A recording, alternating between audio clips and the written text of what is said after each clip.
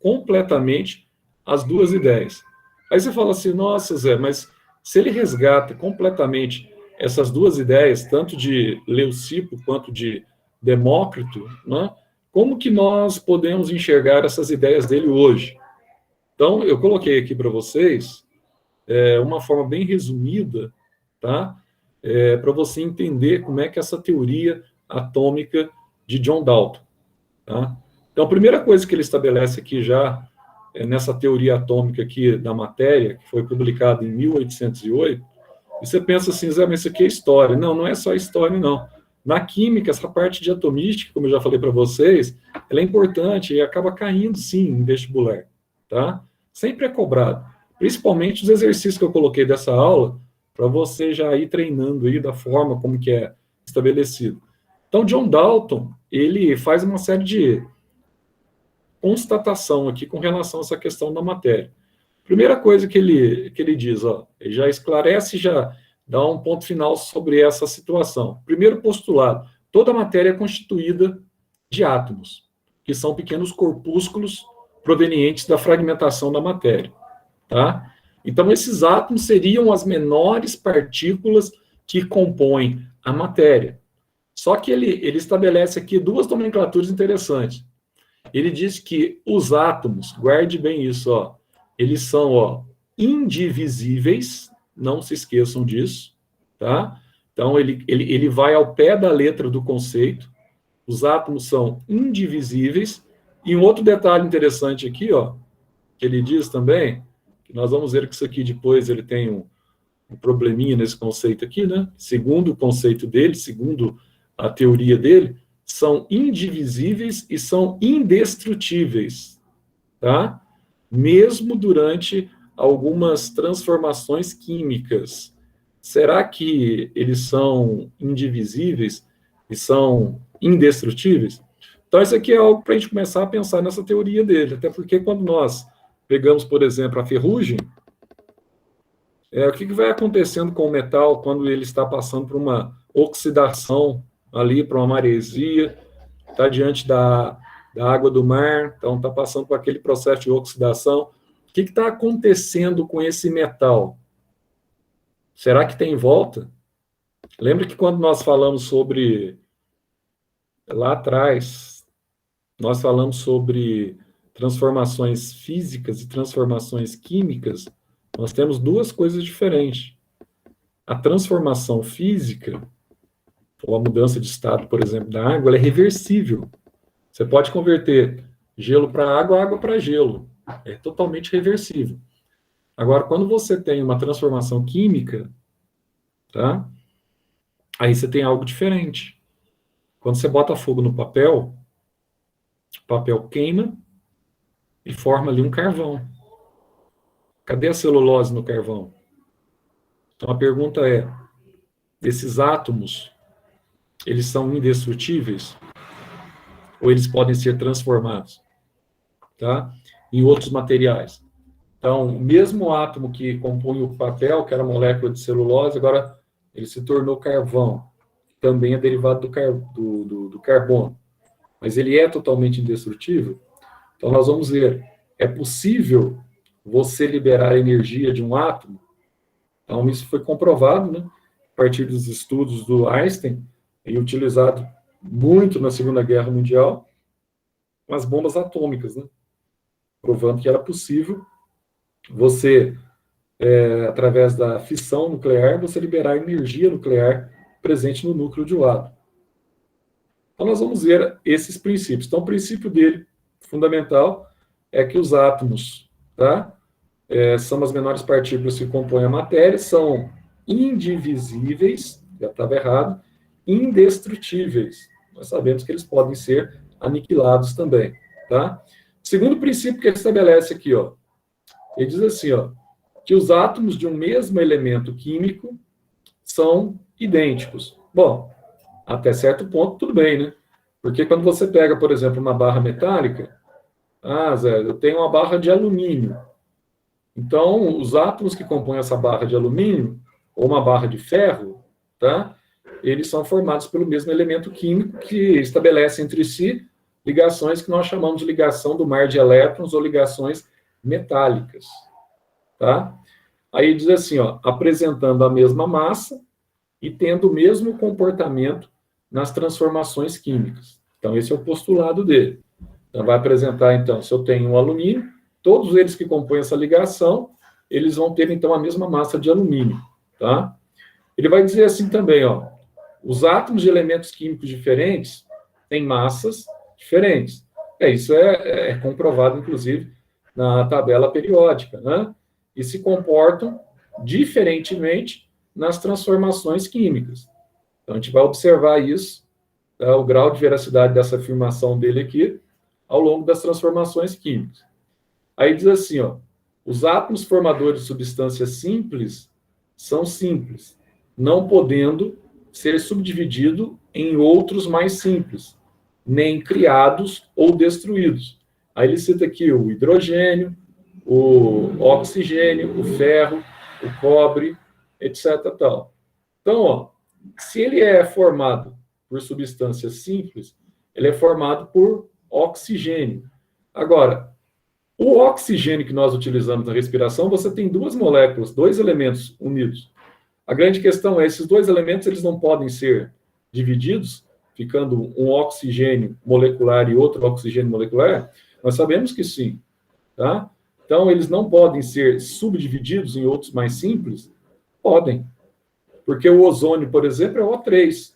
E eu posso dividir o ozônio, posso formar, por exemplo, o O2 mais o oxigênio molecular.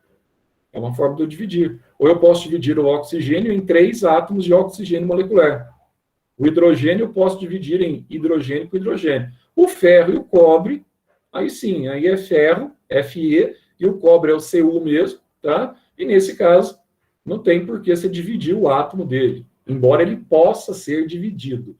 Mas quando ele está formando aí um material, normalmente ele fica daquela forma. Mas você tem condição de dividir o elemento. Agora, aí ele diz assim, ó, os átomos compostos, que constituem uma substância composta, são formados por átomos simples. Até certo ponto, tudo bem. Você pega a água, H2O, você tem átomos de hidrogênio e átomos de oxigênio, tá? Então, é mais ou menos isso que ele está falando, naquilo que ele chama aí de substância composta, ou seja, composta por átomos diferentes. Aí, segundo Dalton, a água seria uma substância composta formada por átomos compostos. Estes seriam constituídos por um átomo do elemento hidrogênio e tal, e oxigênio. Então, e hoje nós sabemos que são 2 de hidrogênio, tá? E 1 oxigênio. Ele errou aqui na proporção, né? Ele achava que eram 2, na verdade era 1. Deixa eu corrigir aqui, ó. Tem um errinho aqui, tá? E aí ele diz assim, nas transformações químicas, átomos de elementos diferentes combinam-se numa proporção de elementos inteiros e simples para formar átomos compostos. Então, aqui, ó, tem outro probleminha. Embora ele tenha aqui a proporção, aí nós vamos entrar aqui a partir daquilo que ele estabeleceu, uma das leis da química também, que a gente vai estudar mais adiante, que nós chamamos de leis ponderais. Por exemplo, se eu tenho NaCl. NaCl, a proporção é 1 para 1. Um Na e um Cl. Agora, se eu tenho BaCl2, eu tenho a proporção de 1 Ba para 2 Cl2, é 1 para 2. Se eu tenho o Al-I3, iodeto de alumínio, então eu tenho 1 alumínio para 3 iodos. E assim vai, tá? Então, você vai fazendo essas proporções aqui. Agora, isso dentro das leis ponderais, que a gente vai voltar a ver sobre isso, né? Que a gente viu lá no primeiro ano, a gente vai voltar a ver no terceiro ano. Aí surge aqui algumas situações aqui com relação a ele, tá? Na teoria original dele, então, o termo átomo era empregado para designar a menor porção concebível de uma substância, independente de ela ser simples ou composta. Então, aí ele já tem uma noção dele próprio, tá? Aqui vai falar aqui da questão que eu falei para vocês, dele que ele estabelece essa condição aí do daltonismo. Ele é muito, mas tem uns aqui que não sei por que Está separando aqui, só corrigindo aqui, salvando. Aqui ele vai falar um pouquinho dessa questão aqui da alquimia, que eu falei para vocês, que eles estavam em busca, eles buscavam aí a pedra filosofal, isso antes, né? Isso aí do ano 300 ao ano 1700, tinha muito isso aqui, ó, tá?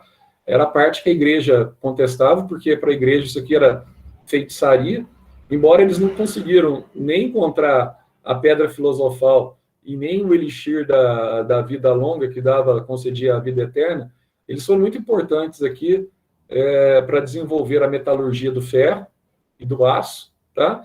E muito importantes aqui em trabalhos em laboratórios, principalmente. Então, você vai ter aqui trabalhos feitos em laboratórios, porque essas fórmulas aqui deles, aqui, eles faziam muito em laboratório, um negócio meio doidão mesmo, tá? E aqui, ó, eles contribuem diretamente substâncias que não eram conhecidas, que passam a ser conhecidas, tá? Alguns remédios foram desenvolvidos, técnicas de purificação, que é o vinagre, o ácido acético, o ácido muriático, que é o ácido clorídrico, o ácido sulfúrico, com o sal de cozinha, com cloreto de sódio. Eles são fundamentais para a química. Aí fala um pouquinho aqui da história deles, tá?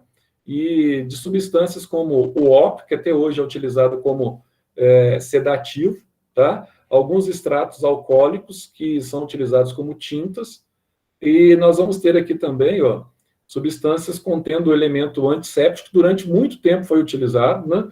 Hoje a gente usa mais o iodo, mas durante muito tempo foi utilizado o mercúrio, tá? Vocês lembram ainda, acho que não é bem da época de vocês, mas quando fazia uma machucada, aí colocava o mercurião lá vermelho, etc. Tal. Hoje usa mais o mertiolate, né, que é mais a base também do iodo. Mas, assim, o enxofre como antimicótico, principalmente frieira nos pés, tá? E eles utilizavam já o ferro como elementos aí para anemia ferropriva, sendo que o ferro é um dos principais componentes das hemácias, ele é utilizado, então, como uma substância anti-anemia ou anti-anêmica, tá?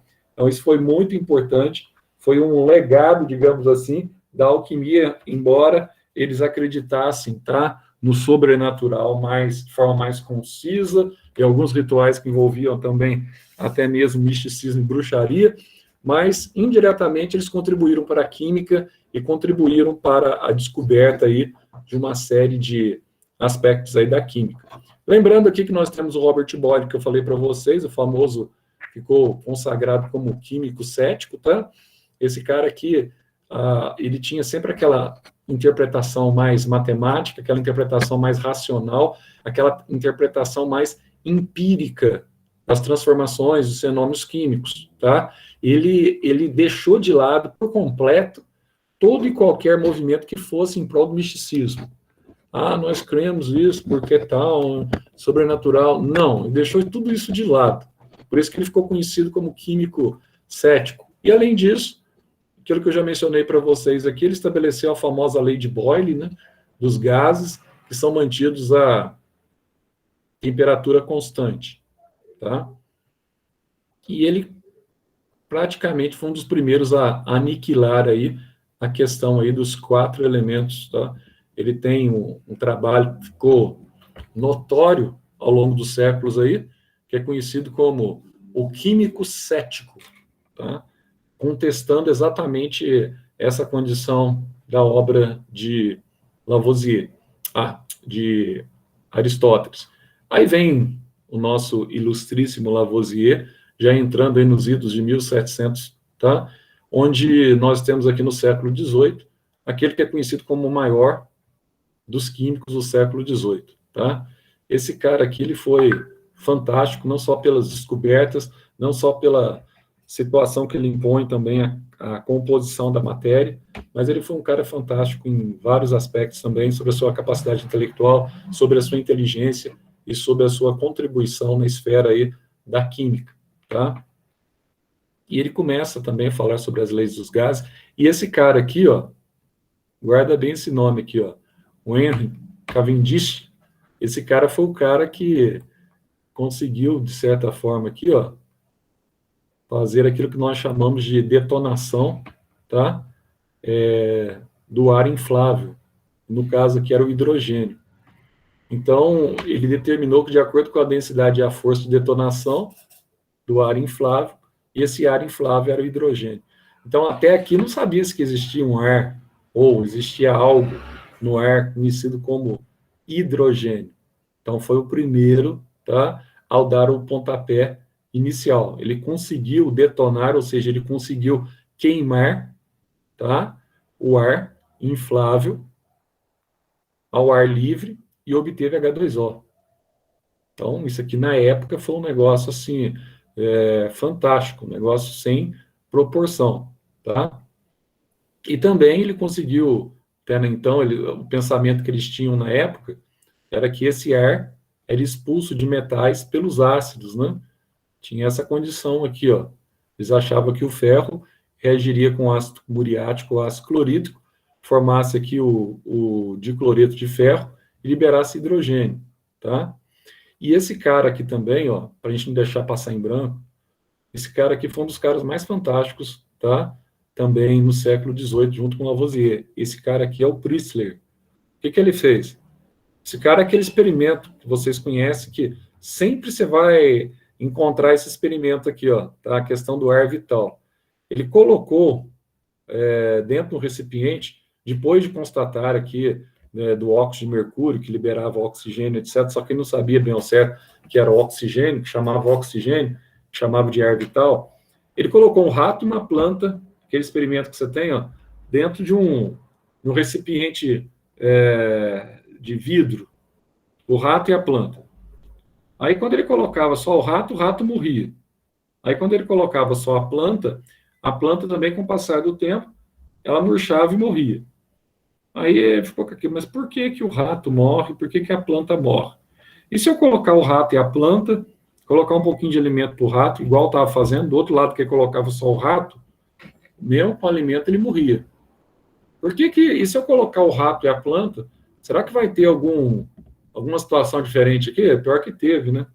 Quando ele colocou o ratinho e a planta, os dois sobreviveram.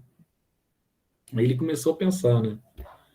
Falou, será que alguém libera alguma coisa para o outro? Na verdade, ele estava ali diante da teoria da endossimbiose, que a gente estuda na biologia. Pô. A planta, o experimento dele comprovou isso, mas, claro, que não foi de imediato que ele enxergou isso. Né? Mas hoje nós sabemos que a planta que estava dentro do recipiente de vidro ali, o primeiro recipiente era de vidro, estava recebendo luz normalmente, a planta ela realizava fotossíntese, e ao realizar fotossíntese, ela estava sintetizando o gás o oxigênio, que era o gás necessário para a respiração do rato e para a respiração da planta. Então, o rato, ele recebia o oxigênio da planta e respirava. Em contrapartida, ao respirar, ele liberava o CO2 no ar. E esse CO2 liberado no ar era coletado para a planta como matéria-prima da fotossíntese. Então, ali você tinha uma interação entre a fotossíntese e a respiração, em equilíbrio essa interação. Um fornecia matéria para o outro sobreviver. Um fornecia o gás. O rato fornecia o CO2 para a planta e a planta fornecia oxigênio para o rato respirar e para ela mesma, planta, respirar. Aí você fala assim, mas o que ele começou a pensar então? Por que o rato sozinho, ele morre? Muito simples.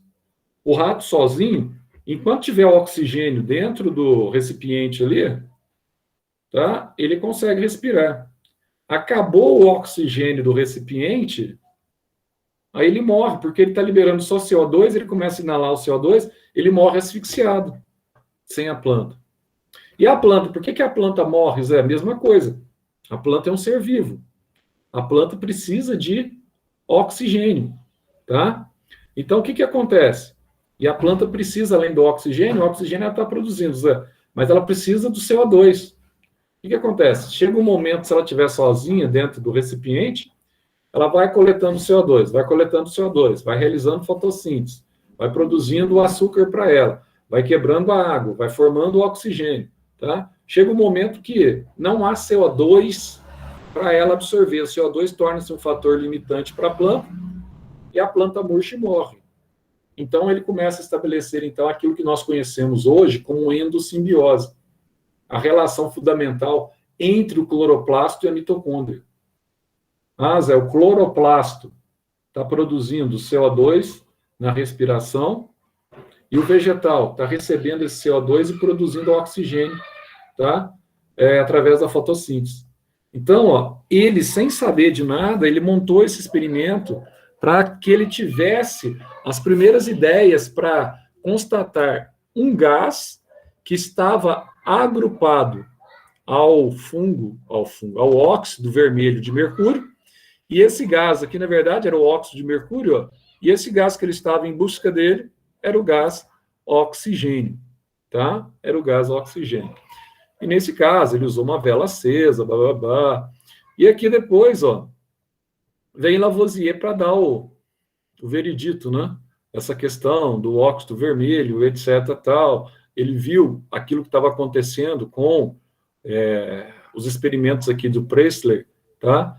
Aí ele vem, então, e começa a ver que, na verdade, o ar no recipiente, a sobra de ar, o resíduo inerte, era nitrogênio. Aí ele vai descobrir que o ar que se chamava de ar vital, na verdade, era o que nós chamamos hoje de oxigênio, tá? Ou seja, o O2, que é o ar vital. E quando ele misturou esse ar vital, tá? Com o resíduo gasoso, que era o nitrogênio, ele repôs o ar normal pela primeira vez em nível laboratorial, tá? Então, esse foi o Lavoisier. Aqui você tem a fornalha que ele usou para fazer essa reposição, para recriar o ar, e provando assim que o ar poderia ser, sim, divisível. Depois vem aqui Louis Pasteur, tá? Esse cara aqui, ele foi fantástico, principalmente na microbiologia e principalmente aqui na medicina moderna, porque a vacina antirrábica começa a partir dele, né? E ele também começa a tratar aí uma série de doenças que perturbavam animais, doenças de plantas e assim por diante. E ele vai desenvolver o processo que nós chamamos de pasteurização, que é aquele processo que você eleva de uma vez a temperatura do leite em poucos segundos e você abaixa de uma vez, aí você tem o leite pasteurizado, que tem como principal objetivo você matar, aniquilar as bactérias que estão ali presentes no leite, tá? Então, assim, essa aí é a primeira parte, nós terminamos a primeira parte. Agora, vamos aproveitar que agora vamos entrar na segunda parte. Zé, tem muita história, né? Tem, mas fazer o quê? A gente tem que entender como tudo começou, né? Agora, vamos para aquela historinha que você conhece mais, que é a historinha que estabelece os modelos que nós chamamos de modelos atômicos. Vamos ver aqui quais são os modelos, então, baseado aqueles tópicos que o nosso ilustre amigo John Dalton ele estabelece com relação ao átomo. Baseado nesses tópicos, o que nós temos hoje? Quais foram as experiências dele que levaram, então, ao modelo dele? Tá? Então, o primeiro modelo de átomo que nós temos é o modelo atômico, que nós estudamos aqui. É o modelo de John Dalton, modelo de bolinha maciça. Guarde bem esse nome aqui, ó, que é o modelo de Dalton. Tá? Então, olha, uma coisa que você tem que guardar. Esse átomo dele era indivisível e indestrutível. Então, esse era o conceito régio que permeava a mente dele. Então, mais uma vez, ele adotou os princípios de Demócrito e Leucipo, que a matéria podia ser fragmentada, mas que esse átomo seria indivisível e indestrutível. Nossa, Zé, mas que legal, então. Então, foi em 1803, esse cara aqui, ele começa a propor a ideia que o átomo seria uma bolinha esférica, aqui, ó, que seria a menor fração da matéria, que ela seria uma fração invisível, tá? Indivisível, e seria indestrutível. Mas e aí, Zé? E aí que nós vamos ver o que acontece com Crookes, com a ampola de Crookes, que ele propõe para contrapor-se a essa teoria, tá, de John Dalton. Então, ele propõe... O que foi importante aqui, Zé? Foi importante que, até então, nós não tínhamos um modelo definido para os átomos. A partir de Dalton, nós passamos a ter um modelo conciso e um modelo definido para os átomos. Então, nesse aspecto, então, você tem que algo, uma inovação, já no século XIX, em 1803, tá? Com o nosso indivíduo aqui, daltônico. Aí, olha só, ele propõe, então, essa bolinha maciça, e aqui, ó, ele começa, a partir das leis ponderais, tá? Ele começa a desenvolver essa ideia que ele já tinha quando ele colocou aquelas premissas dele, tá? Que nós vimos aí na aula anterior, que todos os átomos de um mesmo elemento seriam idênticos, tá? Então, aqui ele propõe, por exemplo, ó, uma transformação química. E essa transformação química, na verdade, ela seria uma forma de você rearranjar os átomos. Como, Zé? E nós vamos ver que ele tem aqui certa razão, né? Se eu pegar aqui o gás hidrogênio e pegar aqui o gás cloro, olha só. O que vai acontecer aqui, Zé?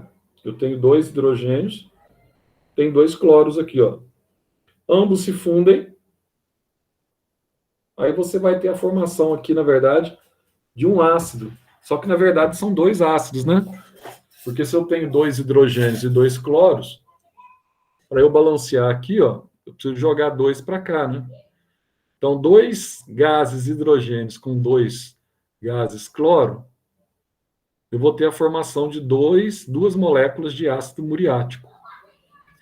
Isso aqui que ele faz está dentro das leis ponderais de Dalton.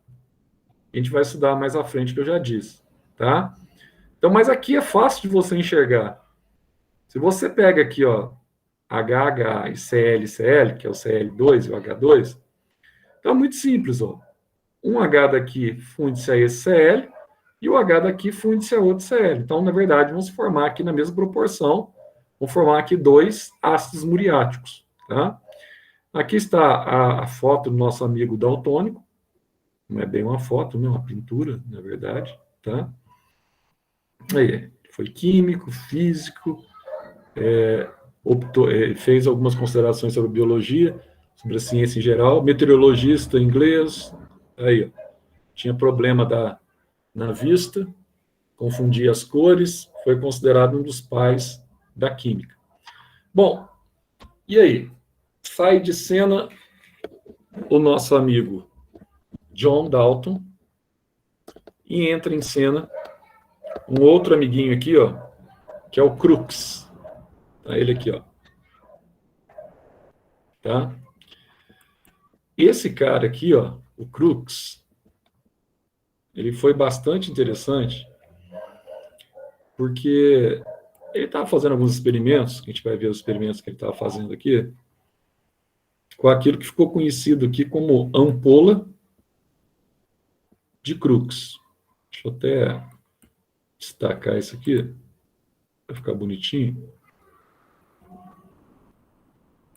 Zé, então, ele vai fazer o experimento. E aqui nós vamos devagar, que até aqui era mais história, etc. tal.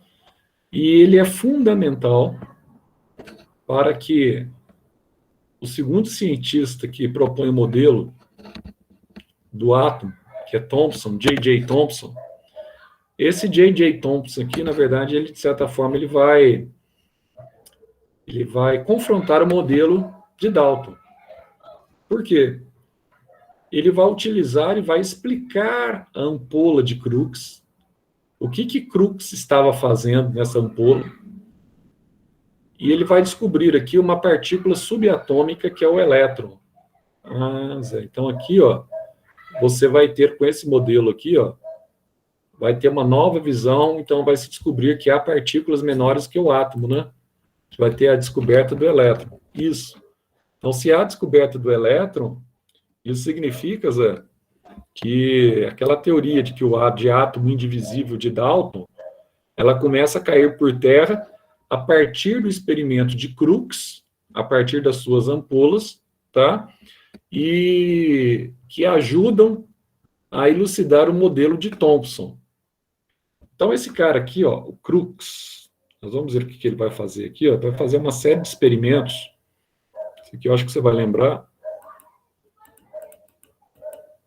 Primeiro ano ou nono ano. Você vai ter aqui o que nós chamamos de ampola de Crookes. O que ele fez aqui?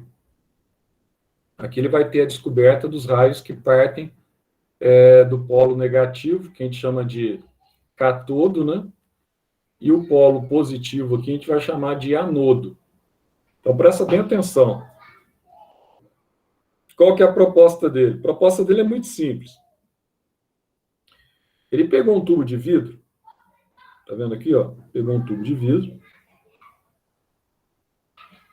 colocou um gás aqui dentro e manteve esse ambiente hermético, fechado, tá?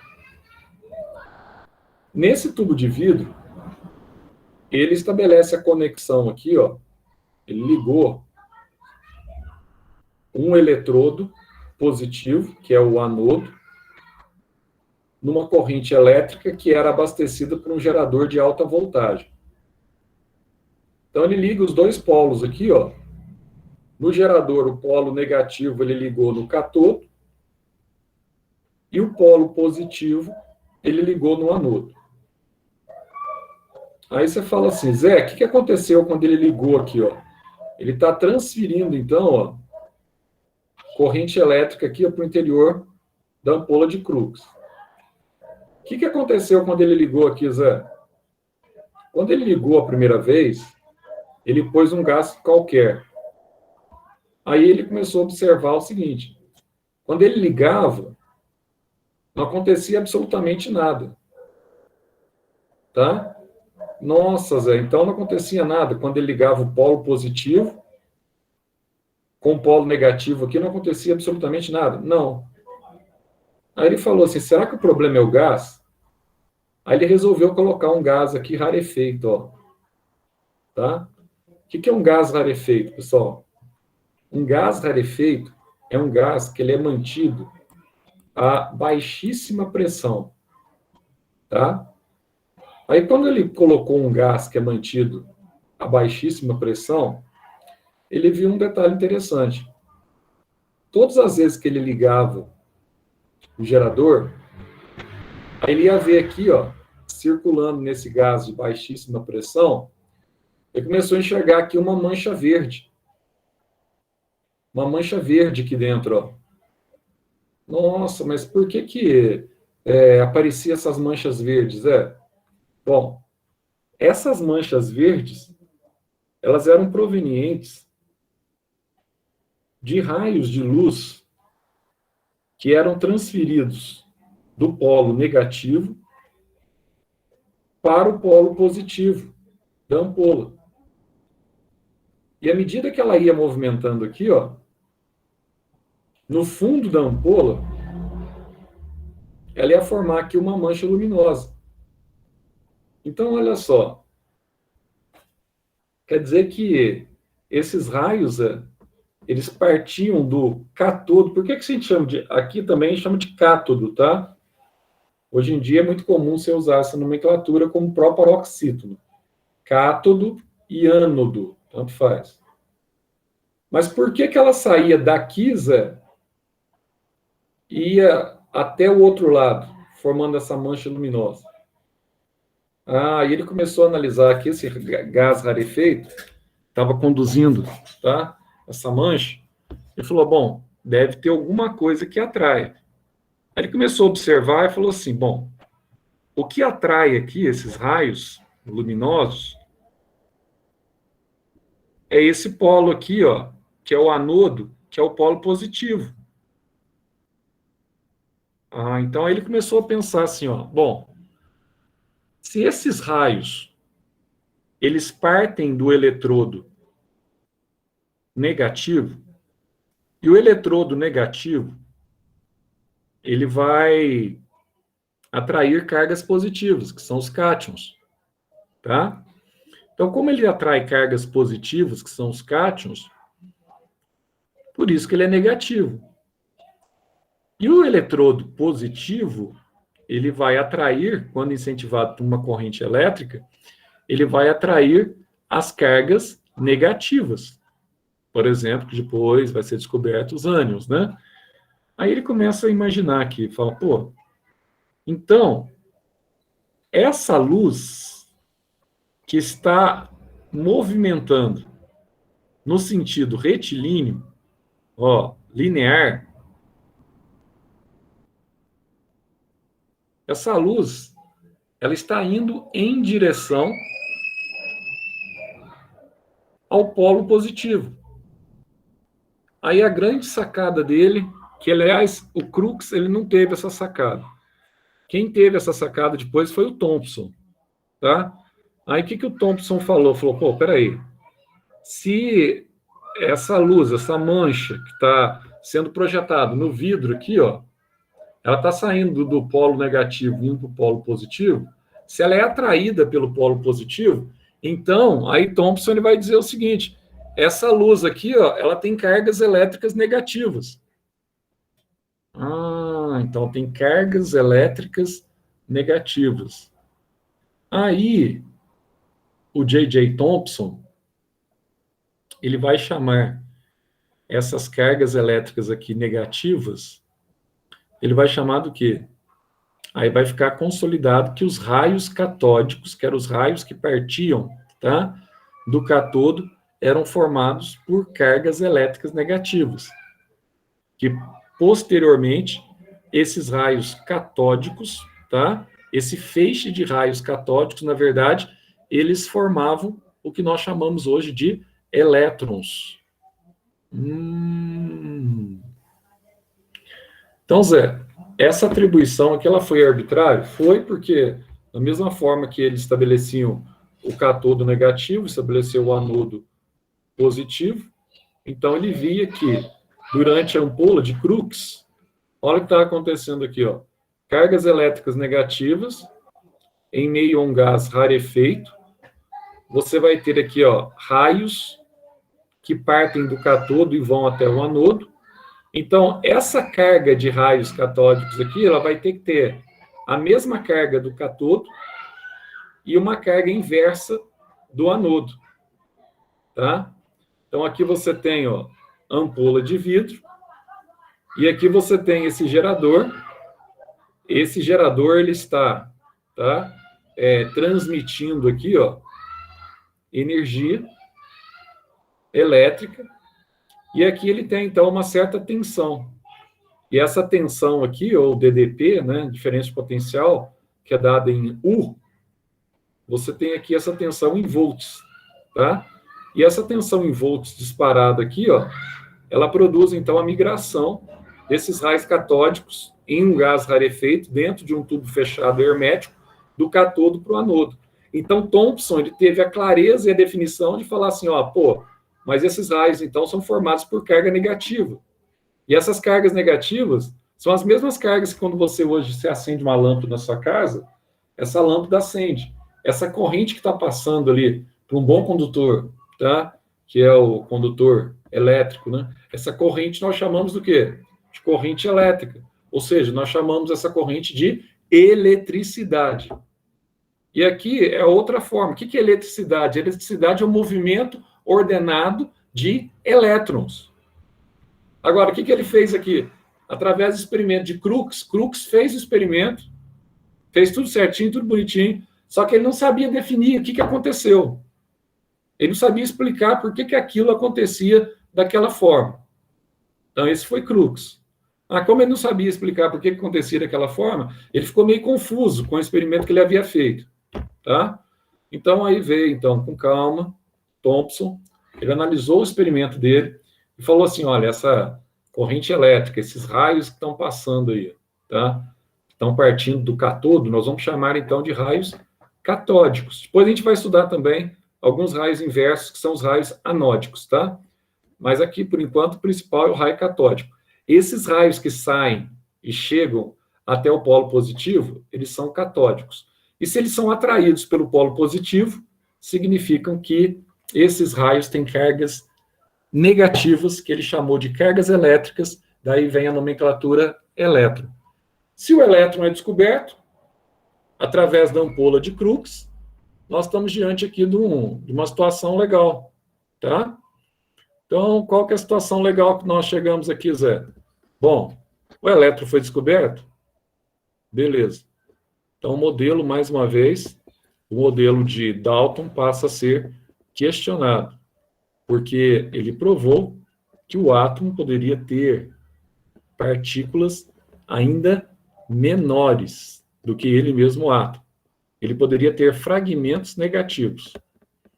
E aí, Zé? Se ele poderia ter fragmentos negativos, como é que ele fez para comprovar aqui toda a sua teoria aqui? O que ele fez para comprovar aqui, Zé? Bom, aí foi fácil, tá? Ele tenta estabelecer, então, um novo modelo, onde ele leva em consideração essas partículas negativas. Se ele leva em consideração essas partículas negativas, aí vem, então, a conclusão dele, que é aquela conclusão, se nós associamos o átomo, que nós chamamos de átomo de Dalton, com a bola de bilhar, maciça, invisível e indestrutível, agora nós temos aqui o átomo de Thomson. Como que seria esse átomo de Thomson aqui, Zé? Esse átomo de Thomson, ele é um átomo que ele chamou de pudim com passas. Então, olha só, umas coisas que você já tem que ir guardando, que essas coisas assim são simples, mas você tem que já ir memorizando. Dalton, bola de bilhar, bolinha de gude, pensa lá. Seria uma bolinha maciça e não divisível. Tá? Thomson, pudim de passas, onde você tinha cargas ali impregnadas, cargas positivas e cargas negativas, umas impregnadas nas outras. Esse é o modelo que nós chamamos de modelo de Thomson. Aí ele vai propor aqui, ó, e Rutherford depois, que é o modelo dos orbitais, tá? Aí ele começa a descobrir aqui alguns detalhes aqui interessantes, presta atenção. Essa aqui é a ampola dele. Vamos entender aqui agora, essa ampola aqui, ó, que nós podemos montá-la hoje com todas as condições que nós temos. Alguns detalhes que nós podemos verificar aqui. Então, aqui você tem, ó, o eletrodo negativo, e aqui você vai ter o eletrodo positivo, tá? E aqui você tem alguns eletrodos que vão acelerar o movimento. Algumas descobertas que ele fez. Aí isso aqui é fundamental e você não pode esquecer, tá? Olha só para você entender algumas descobertas. Primeira descoberta que ele fez. Os raios catódicos, como ele eram as frações luminosas, eles se propagavam sempre no sentido retilíneo. Zé. Eles se propagavam no sentido retilíneo, ou seja, em linha reta, e se projetavam aqui, ó, na parte terminal da ampola de vidro. Zé. Então, eles se projetavam em linha reta. Sim. Então, ele tem a mesma condição, tá? Vocês estudaram muito em óptica no ano passado, na física, que é a capacidade de propagação das ondas luminosas.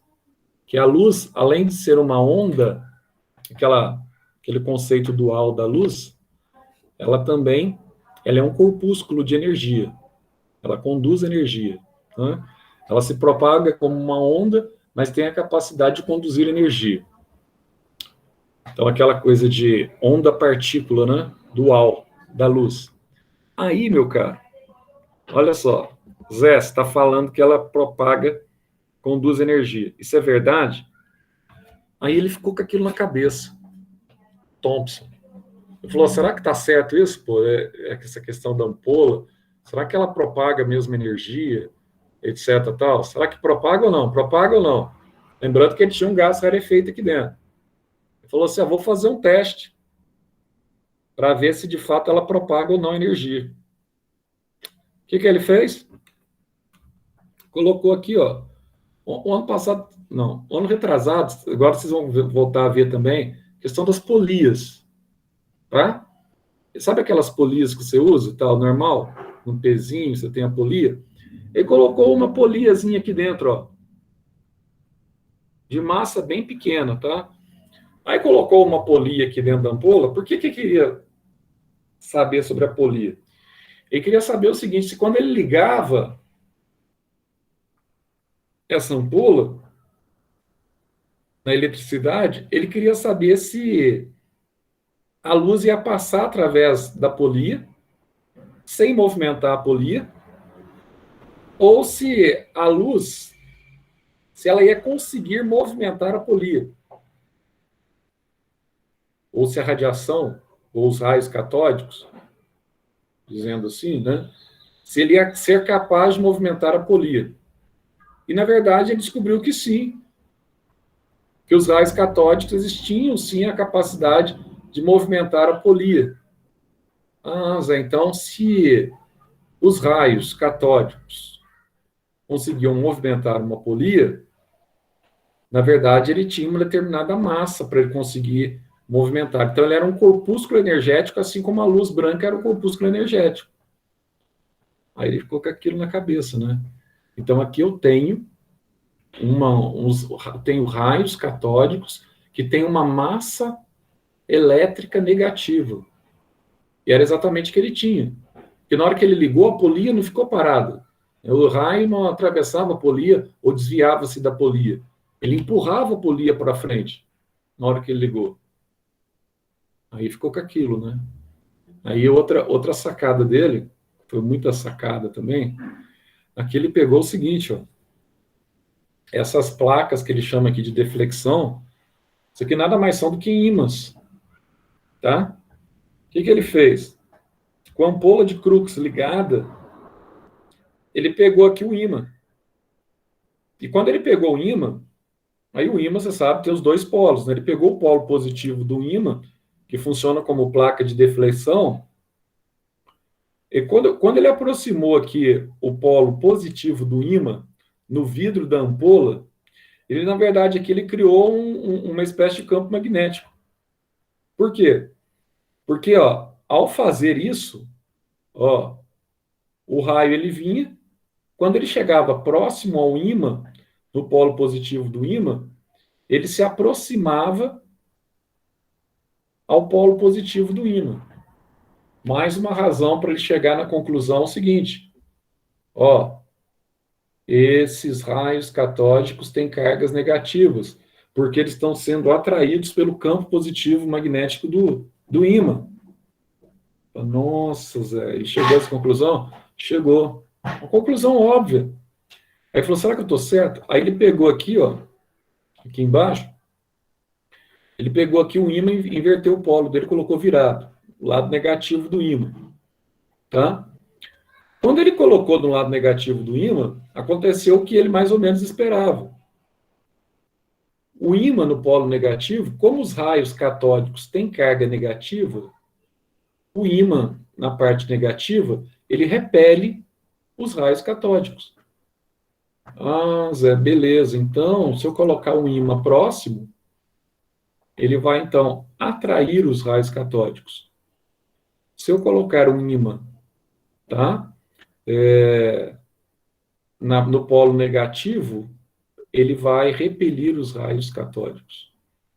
Logo em seguida aqui, eu vou colocar um videozinho para vocês de 3 minutos, para você ver esse experimento aqui, ó, tá? Para você assistir, é videozinho, você vai assistir esse experimento aqui, acho que não dá nem 3 minutos, é menos de 3 minutos.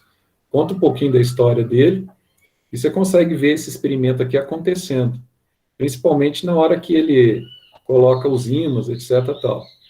Então, ó, ele pode afirmar, ó, então esses raios de luz aqui, Zé, os raios catódicos, essas luzes aí meio esverdeadas, elas apresentam, então, tá, uma carga elétrica negativa. Isso já tinha sido definido a partir do momento que elas estavam migrando para o catodo.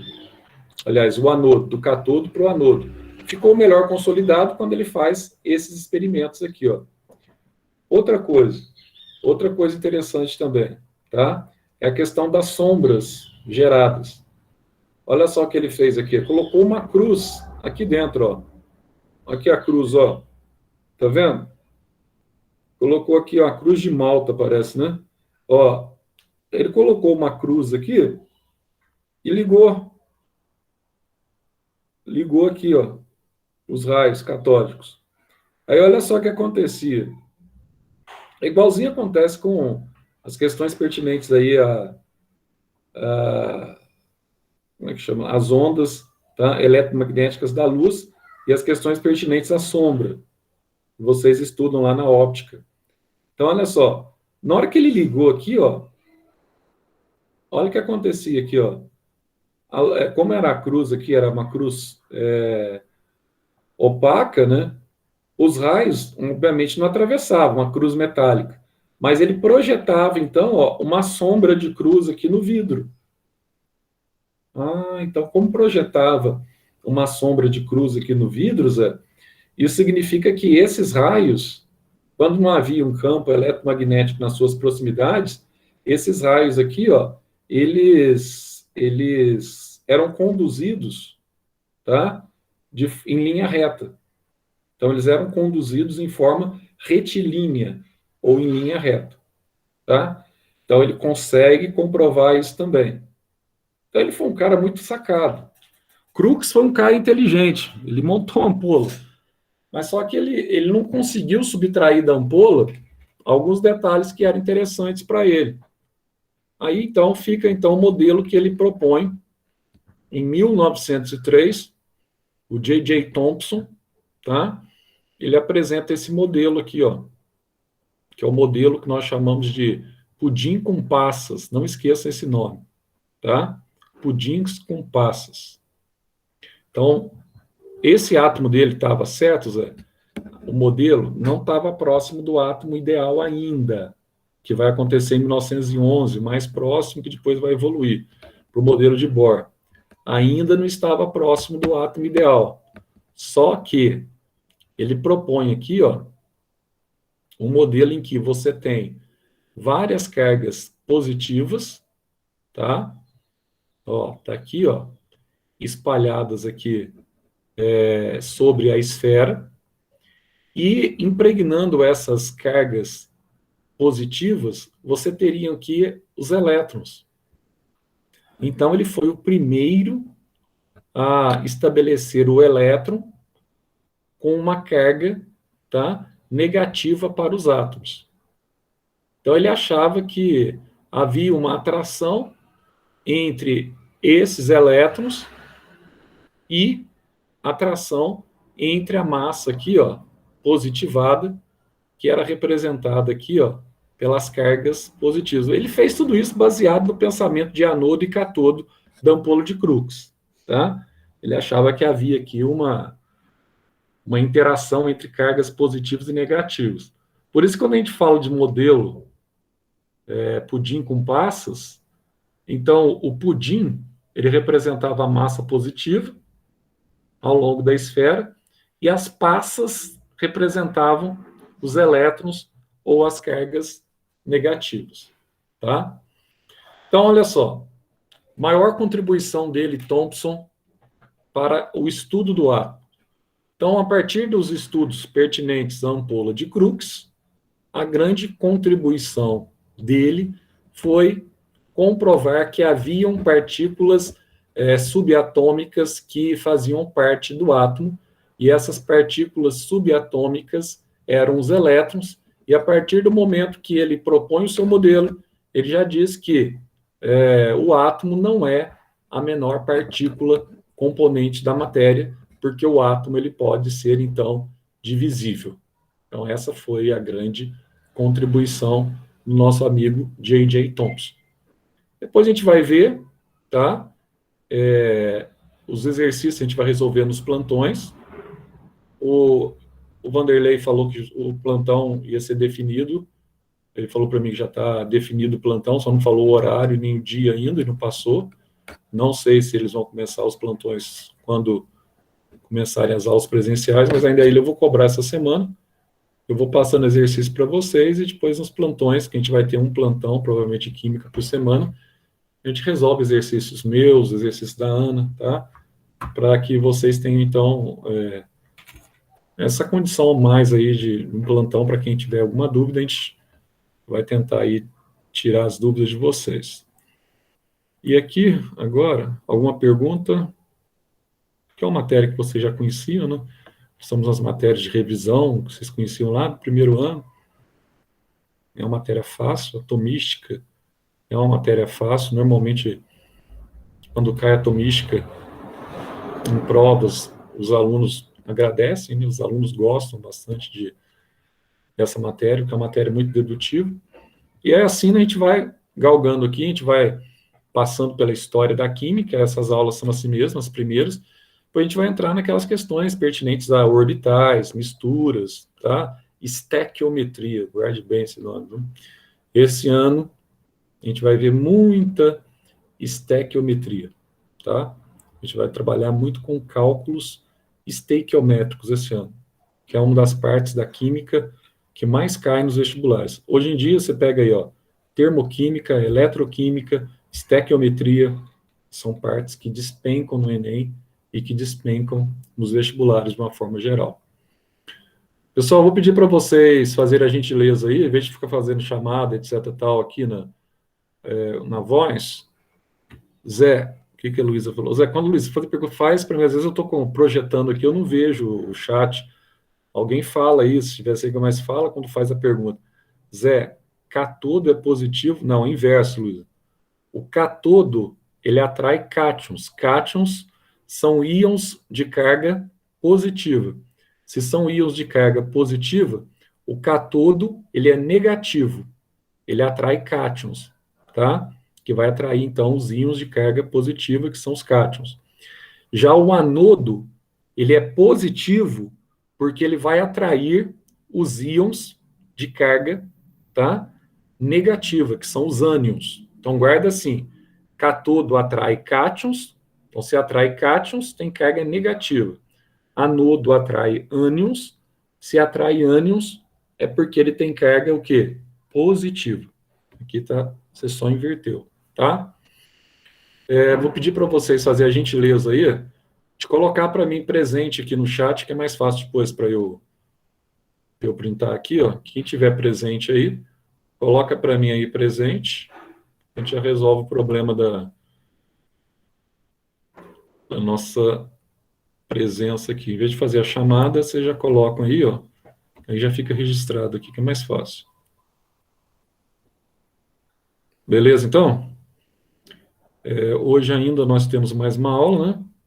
Lá 4 horas, não, como é que é? 3h20? Como é que é? 2h20 às 3h10, 3h20 eu acho que é a nossa aula, né? 3h20, se não me engano. Nós temos aula de biologia, tá? Vai dar sequência, mesmo esquema, vamos seguir já. Só que essa aula de hoje, de química, a gente já está, então, já caminhando na apostila do SAS, ainda que nós não estamos, né, especificamente, mas estamos caminhando já na apostila, ainda que nós não estamos usando. Depois a gente vai fazer os exercícios da apostila. Mas a gente já começa a direcionar vocês na apostila também, tá? Na primeira parte aí, que envolve a atomística da frente 3. Depois a gente vai começar também na frente 1, que é uma frente bastante legal, facinho, que envolve aquelas questões de misturas, tá? Como é que são feitas as misturas, etc, tal, na química. E depois, ao longo dos plantões, a gente vai resolver exercícios também. Não deixe de fazer esses exercícios. São poucos exercícios, não estou pondo muito para não... poucos exercícios, façam os exercícios em casa. Beleza, então, pessoal? Volto com vocês daqui a pouco. Tchau, Zé. Tchau, Zé. Tchau, Zé. Muito obrigada. Até mais. Tchau. Até mais. Falou, Zé. Espero não te ver lá de novo, hein? Tô fora, meu cara. O Zé já tá Isso aí é masculinidade frágil? O que é? Já tá pra lá de Bagdá.